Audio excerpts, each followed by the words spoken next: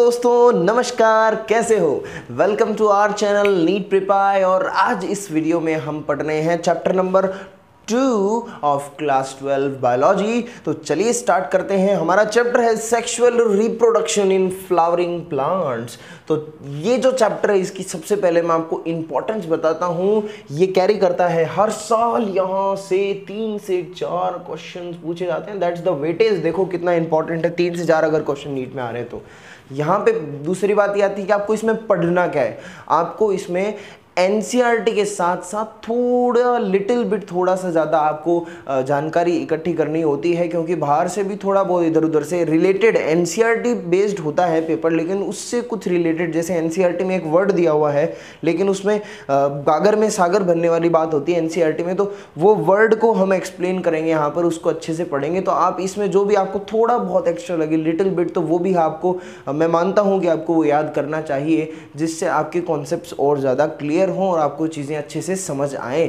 तो चलिए स्टार्ट करते हैं। सबसे पहले ये पॉइंट बड़ा इंपॉर्टेंट नहीं है कि पंचानन माहेश्वरी, प्रोफेसर पंचानन माहेश्वरी जो है, इनको father of Indian plant embryology बोला जाता है। ठीक है, इन्होंने एक बुक लिखी थी an introduction to the embryology of flowering plants. Okay, बड़ा कोई काम की चीज़ नहीं है, लेकिन इनको ट्रिब्यूट देने के लिए सर इंडियन एम्ब्रियोलॉजी के पापा। ओके, अब मैं आपको बता रहा हूँ एक टिपिकल एंजियोस्पर्मिक फ्लावर की स्ट्रक्चर ऑफ फ्लावर आपको एक्सप्लेन कर रहा हूँ, जो आपने बचपन से बहुत पढ़ी होगी। और जो भी काम हम देखेंगे ना सेक्सुअल रिप्रोडक्शन फ्लावरिंग प्लांट के अंदर, ये किस में होगा? ये फ्लावर के अंदर होगा, और जो फ्लावर है उसी को एक्सप्लेन मैं आपको कर रहा हूँ अभी। ठीक है, अब जब आपको पता होगा कि ये फ्लावर है, तो अब मैं आपको उसके बाद में एक्सप्लेन कर पाऊंगा कि इसके अंदर क्या होना है। तो देखो, आप देख पा रहे हो कि इसके अंदर पहले आपको मैं ये बताता हूँ, मैं आपको बता रहा हूँ कि flower is a modified shoot. Flower को मॉडिफाइड शूट कहा जाता है। ठीक है, तुम्हें पता है क्या, यहाँ पर जो ये थैलेमस प्रेजेंट है, इसका ये पार्ट फ्लावर का, देखो एक तो ये पेडिसेल होता है, पेडिसेल जो स्टॉक नीचे पकड़ने का, फिर जो स्वलन पार्ट होता है थोड़ा ऊपर, उसको थैलेमस बोला जाता है। फिर यहाँ पर ग्रीन कलर के मोस्टली ग्रीन कलर के फोटोसिंथेटिक सेपल्स प्रेजेंट होते हैं और पेटल्स प्रेजेंट होते हैं जो कलरफुल होते हैं, आपने देखा होगा। और यहाँ पर ये स्टिग्मा है, फीमेल रिप्रोडक्टिव पार्ट है, जिसमें ऊपर जो सरफेस होती है स्टिग्मा होता है। फिर नीचे ये स्टाइल है, ये लॉन्ग ट्यूब जैसी स्ट्रक्चर, ये स्टाइल है। फिर स्टाइल के बाद में नीचे आती है basal swollen part which is ovary, और ओवेरी के अंदर ओव्यूल्स प्रेजेंट होते हैं, ओवेरी के अंदर ओव्यूल्स प्रेजेंट होते हैं, और ओव्यूल्स ओवेरी से कनेक्ट होते हैं by a stalk like structure which is known as placenta. तो प्लेसेंटा से ओवेरी, जैसे ये ओव्यूल है और ये ओवेरी की वॉल है, तो ओव्यूल ओवेरी की वॉल से कनेक्टेड होता है by a structure which is known as placenta. So this marker is placenta over here. Okay, ये प्लेसेंटा है। सो अब पता है क्या, स्टिग्मा, स्टाइल और ओवेरी, इन सब को मिला करके दे आर कॉल्ड पिस्टल या फिर कार्पल। इसको बोला जाता है पिस्टल या फिर कार्पल। ये है फीमेल रिप्रोडक्टिव ऑर्गन, जिसको मेगास्पोरोफिल भी कई लोग बोल देते हैं। और इन पिस्टल कार्पल का जो ग्रुप होता है उसको बोला जाता है गाइनोशियम। ओके, सेपल्स और पेटल्स एसेसरी ऑर्गन्स होते हैं, सेपल्स और पेटल्स एसेसरी ऑर्गन्स होते हैं, एसेसरी ऑर्गन्स होते हैं। उसके अलावा अगर मैं बात करूं एंथर और फिलामेंट, एंथर और फिलामेंट क्या है? ये एंथर के अंदर पॉलन ग्रेन्स बनते हैं, और फिलामेंट जो स्ट्रक्चर होती है जो इन एंथर्स को होल्ड करके रखती है। Anther filament are part of stamen, इनको टुगेदर मिला करके स्टेमन बोला जाता है, जो मेल रिप्रोडक्टिव सिस्टम में आते हैं, मेल रिप्रोडक्टिव ऑर्गन में आते हैं। एंड स्टेमन का जो होल्ड होता है उसको बोला जाता है एंड्रोशियम, ग्रुप को एंड्रोशियम बोला जाता है, इसको गाइनोशियम बोलते हैं। ओके, ये मैंने आपको बताया स्ट्रक्चर ऑफ फ्लावर। अब ये जो फ्लावर है तुम्हें पता है ये मॉडिफाइड शूट है, it is a modified shoot. यहाँ पर ये जो थैलेमस है ना, it is like modified stem. Thalamus is a type of modified stem on which node and internodes are present. देखो एक आपने पढ़ा होगा कि दो टाइप के सिस्टम होते हैं, एक तो शूट सिस्टम होता है, एक रूट सिस्टम होता है। शूट सिस्टम में क्या होता है, स्टेम्स होती हैं, ब्रांचेस होती हैं, लीव्स होते हैं, जो भी सारी चीज़ें उसमें प्रेजेंट होती हैं। तो उसमें अगर आप स्टेम को पकड़ के देखोगे तो स्टेम के अंदर बहुत जगह नोड्स प्रेजेंट होते हैं और नोड्स के बीच का space is known as internodes.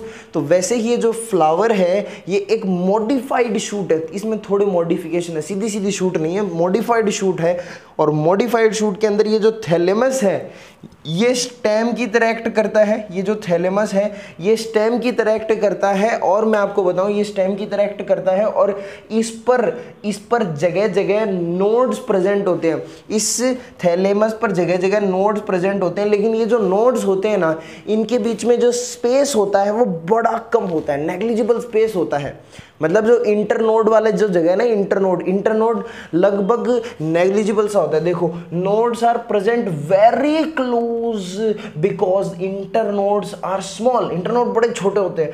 Highly reduced in the thalamus, internode reduced होते हैं। जैसे आप देख रहे हो कि ये थैलेमस है, ये स्टेम है, इस पर आपको देखने को मिलेगा कि यहाँ पर ये देखो, यहाँ पे सेपल प्रेजेंट है, यहाँ पर ये पेटल प्रेजेंट है। अगर मैं यहाँ पे एक मार्कर ले लूँ, ये क्या है, ये यहाँ पर मान लो कि ये गाइनोशियम प्रेजेंट है। फिर एक मार्कर ले लूँ, यहाँ पर ये एंड्रोशियम प्रेजेंट है। तो ये अगर आप ऐसे मान लो कि ये अलग अलग नोड्स पर ये फ्लोरल होल्ड्स प्रेजेंट है, अलग अलग नोड पर, यहाँ पर ये एंड्रोशियम, कहीं पे गाइनोशियम, ये सारे नोड्स पर प्रेजेंट है और बड़े पास पास है। इंटरनोड लगभग नेग्लिजिबल है। देखो यहाँ से सेपल निकल रहा है, यहाँ थोड़ी सी दूर में पेटल निकल रहा है, यहाँ से ये मेल रिप्रोडक्टिव पार्ट है, एंड्रोशियम है, फिर यहाँ से ये गाइनोशियम है, फिर ये क्या है, यहाँ से वापस एंड्रोशियम है, यहाँ पर ये पेटल है, ये सेपल है बड़े। तो इंटरनोड यहाँ पर क्या होता है, रिड्यूस्ड होता है। इंटरनोड कैसा होता है, हाईली रिड्यूस्ड होता है। और the hold present in the flower are the modification of stem, modification of leaves। अब स्टेम है उस पर क्या लीव्स लगती हैं प्लांट के अंदर। तो जो लीव्स हैं यहाँ पर देखो, मैं अगर यहाँ पे नोड बता रहा हूँ, इस थैलेमस को स्टेम से कंपेयर कर रहा हूँ, मैं यहाँ पर ये जो जगह है यहाँ पर नोड्स बता रहा हूँ, इंटरनोड को रिड्यूस्ड बता रहा हूँ, तो फिर यहाँ पे लीफ भी होगी कहीं। तो ये जो फ्लोरल होल्ड्स आपको दिख रहे हैं ना, जो पेटल है, सेपल है, ये सब क्या है, these are modified leaves। क्या है ये modified leaves है। सेपल क्या है, एक modified लीफ है, क्योंकि नोड पर क्या लगती है, नई ब्रांचेस निकलती हैं, लीव्स निकलती हैं। तो ये क्या है, modified leaves। ये जो सारे के सारे फ्लोरल होल्ड्स हैं, these are modified leaves। तो हमने बोला कि flower is a modified stem where there are nodes present and internodes are very close to each other, they are highly reduced and thalamus is compared to stem। और ये जो holds आपको दिख रहे हैं कौन से हैं, जैसे कैलिक्स, सेपल का जो होल्ड होता है ना, सेपल का होल्ड होता है ना, उसको बोला जाता है कैलिक्स। पेटल का जो होल्ड होता है उसको कोरोला बोला जाता है। एंड्रोशियम क्या होता है, androecium male reproductive system, male reproductive part, स्टेमन का जो होल्ड होता है उसको बोला जाता है एंड्रोशियम। और फीमेल रिप्रोडक्टिव ऑर्गन का जो होल्ड होता है ना, गुच्छा, उसको बोला जाता है गाइनोशियम। तो ये कैलिक्स, कोरोला, एंड्रोशियम, गाइनोशियम, ये 4 होल्ड्स हैं जो रेस्पेक्टिवली लगे हुए हैं।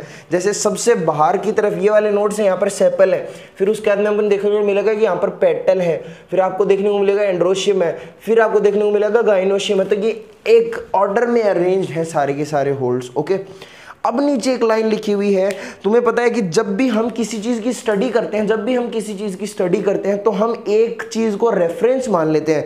जैसे मान लो कि जो जेनेटिक्स है, जब हम जेनेटिक्स पढ़ते हैं तो उसमें हम देखते हैं कि हर जगह आपको ड्रोसोफिला का एग्जाम्पल देखने को मिलेगा, फ्रूट फ्लाई, ड्रोसोफिला का आपको एग्जाम्पल देखने को मिलेगा। क्यों मिलेगा, क्यों, जैसे आप मेंडल वाला पढ़ते हो, सबसे फेमस तो देख लो, आप मेंडल वाले एक्सपेरिमेंट पढ़ते हो जेनेटिक्स में, तो वहां पर आप हर जगह पी प्लांट ये क्यों पढ़ते हो, क्योंकि मेंडल ने सारे के सारे एक्सपेरिमेंट पी प्लांट पर किए। क्यों किए हैं, उसके अच्छे फीचर्स के कारण, उसके बहुत सारे ऐसे फीचर्स थे जो उसको एक फेवरेबल मटीरियल बना रहे थे स्टडी के लिए, कि हम उस पर सारी चीजें स्टडी कर सकते हैं। वैसे ही जो एंजियोस्पर्म है, एंजियोस्पर्म की जब स्टडी की जाती है तब वहां पर एक प्लांट होता है शीला कैप्सिला, उस प्लांट का नाम होता है कैप्सिला। तो कैप्सिला को एक टिपिकल एंजियोस्पर्मिक प्लांट माना जाता है। कैप्सिला को एक टिपिकल एंजियोस्पर्मिक प्लांट माना जाता है क्योंकि उसमें एंजियोस्पर्म्स के मोस्ट कैरेक्टर्स प्रेजेंट होते हैं। बोलो क्या होता है उसके अंदर? एंजियोस्पर्म्स के मोस्ट कैरेक्टर्स उसमें प्रेजेंट होते हैं। किसमें? बोलो। माय नेम इज शीला, मेरा नाम कैप्सिला। तो कैप्सिला के अंदर क्या प्रेजेंट होता है? Most of the characters present होते हैं एंजियोस्पर्म के। तो मैंने यही लाइन लिखी है नीचे कि most of the angiosperms, angiospermic characters are found in Capsella and it is easily available, और ये इजीली अवेलेबल भी होता है। So it is considered as typical angiospermic plant. Typical angiospermic plant इसको कंसीडर किया जाता है। और आपके सामने लिखे हुए कैप्सिला की कुछ प्रॉपर्टीज, जैसे कैप्सिला जो है ना, ये एक एनुअल प्लांट है। क्या है कैप्सिला? एक एनुअल प्लांट है। जूम करो, कैप्सिला क्या है? एक एनुअल प्लांट है। ये एक ऐसा वीड है जो विंटर सीजन में ग्रो करता है फील्ड में। आप याद रखेंगे कैप्सिला की कुछ प्रॉपर्टीज कि ये एक, पहली बात, एनिमल प्लांट है, विंटर्स में ग्रो करता है फील्ड के अंदर एज अ वीड। और कैप्सिला की दूसरी प्रॉपर्टी जरा देखो गौर से, कैप्सिला इज हेटेरोस्पोरस। हेटेरोस्पोर्स यानी ये दो अलग अलग टाइप के स्पोर्स प्रोड्यूस करता है, male spore and female spore. Male spore and female spore. Microspores are male spore and megaspores are female spores. तो ये दोनों अलग अलग टाइप के स्पोर्स प्रोड्यूस करते हैं। That's why it is called as heterosporous. That is why it is called as heterosporous. तो हम जब भी यहाँ पर पूरा चैप्टर स्टडी करेंगे तो हम हमेशा बोलेंगे, हर चीज़ को ये बोलेंगे कि ये चीज़ कैप्सिला में होती है, ये चीज़ कैप्सिला में नहीं होती। हम हमेशा बोलेंगे कि ये चीज़ कैप्सिला में होती है, ये चीज़ कैप्सिला में नहीं होती। तो ये हमारा इंट्रोडक्टरी पार्ट था चैप्टर नंबर 2 का। अभी आगे अगले वीडियो में हम इसको एक स्टेप फर्दर लेके जाते हैं और आपको कुछ बातें ऐड करके बताते हैं। तो अपना ध्यान रखिए, स्वस्थ रहिए, मस्त रहिए, देखते रहिए नीट प्रिपराई, और मिलते हैं अगले वीडियो में। Till then take care, bye bye.